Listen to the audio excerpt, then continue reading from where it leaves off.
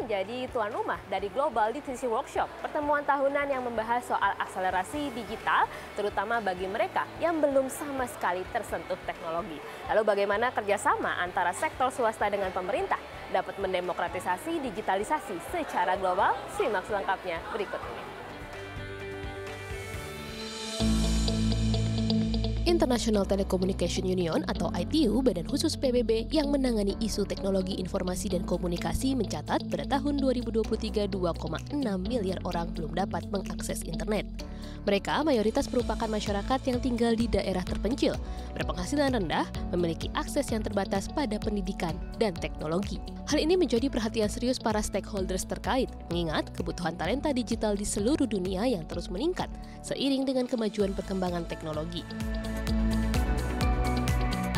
According to ITU statistics, 2.6 billion people were not using the internet in 2023. These are citizens living in remote and rural areas. These are citizens coming from low-income households. These are citizens with low literacy rates and with limited access to education. These are elderly people, women, young people looking for jobs, farmers, persons with disabilities, and other vulnerable groups. It is precisely those citizens who need our help. Fenomena ini menjadi landasan pembentukan Digital Transformation Center atau DTC yang menyediakan pelatihan akses internet bagi masyarakat rentan.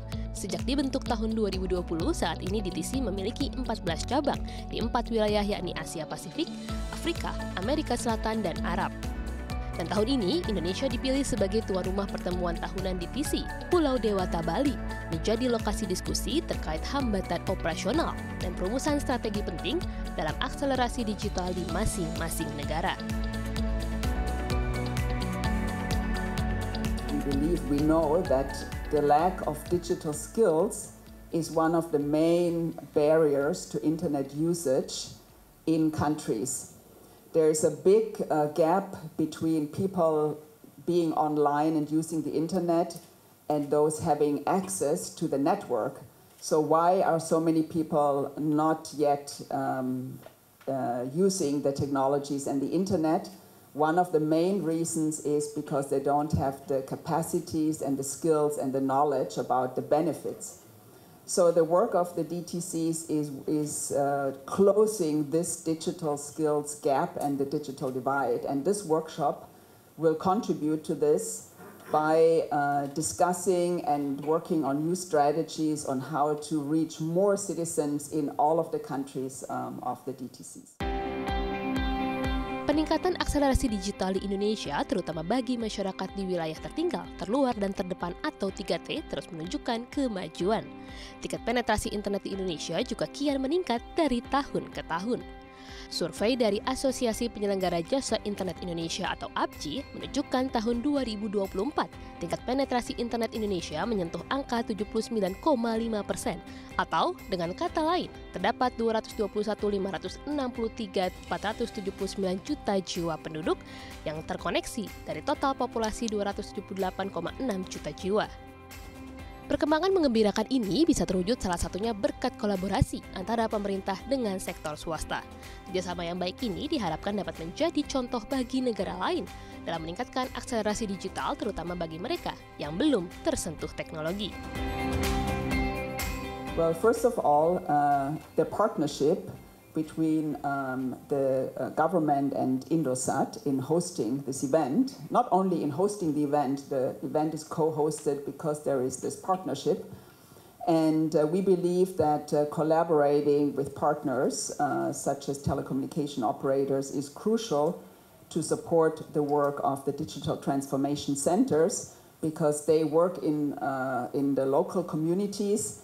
And here the telecommunication companies play a very important role in supporting with infrastructure and data the work in terms of delivering training to the rural communities.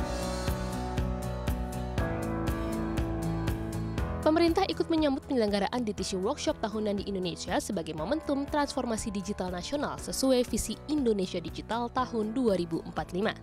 Wakil Menteri Komunikasi dan Informatika Nezar Patria menyebut kehadiran International Telecommunication Union atau ITU ikut mengawal transformasi digital untuk mengisi digital gap sesuai dengan prinsip no one left behind. Kita membutuhkan kurang lebih 9 juta digital talent di tahun 2030. Dan itu nggak lama lagi ya. Dan program ini sebetulnya sudah dilakukan sejak tahun 2018-2019. Kita sudah mulai membangun yang namanya digital talent di Indonesia. Dan tentu saja digital talent ini bukan hanya tugas industri-industri saja, karena ini berkaitan dengan ekosistem ekonomi digital yang akan terbentuk nantinya, tetapi juga pemerintah harus intervensi dalam artian menjadi enabler untuk memperkuat pembangunan sumber daya manusia dalam hal ini digital talent. Kolaborasi kembali jadi kata kunci dalam percepatan transformasi digital Indonesia. Hal ini diakui pemerintah yang aktif bekerja sama dengan sektor swasta dalam mengadakan berbagai pelatihan dan sosialisasi digital untuk masyarakat.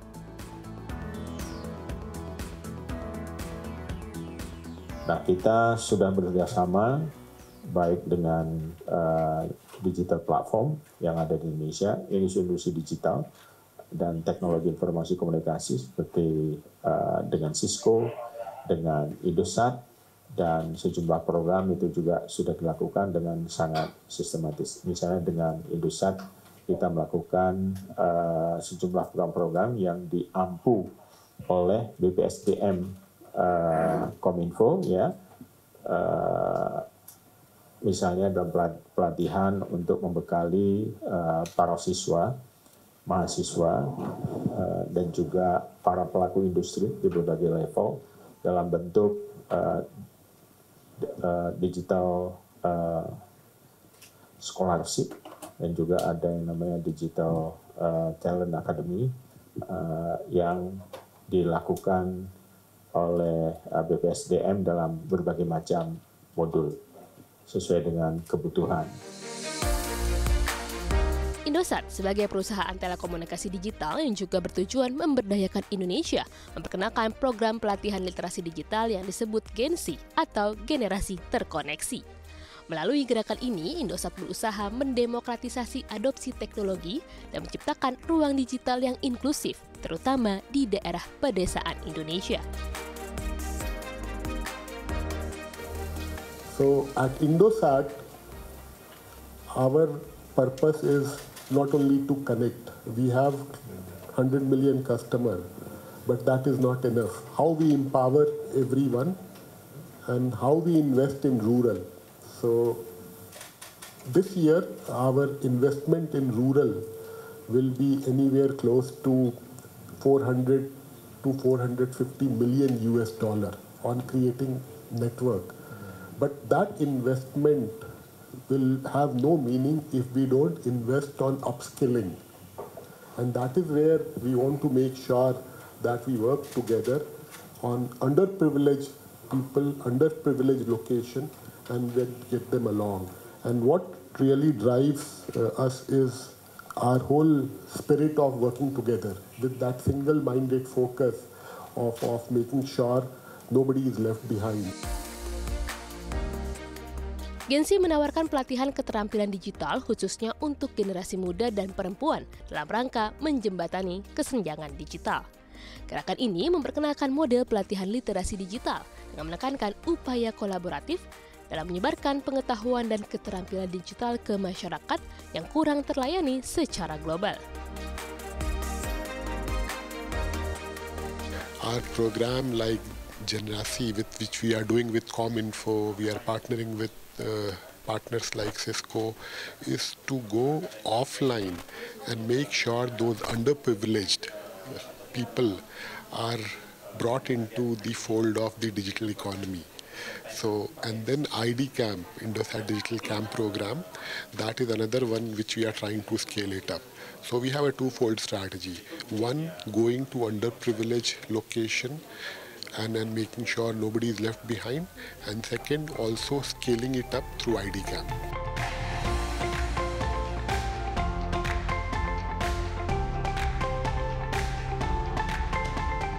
Penyelenggaraan Litisi Workshop tahun ini sekaligus menunjukkan bahwa kemajuan Indonesia yang signifikan dalam akselerasi digital telah diakui secara global berkat kolaborasi 3 pilar, yakni masyarakat, pemerintah, bersama sektor swasta yang diharapkan ikut menginspirasi dunia. Dari Nusa Dua Bali, Tim Liputan CNBC Indonesia.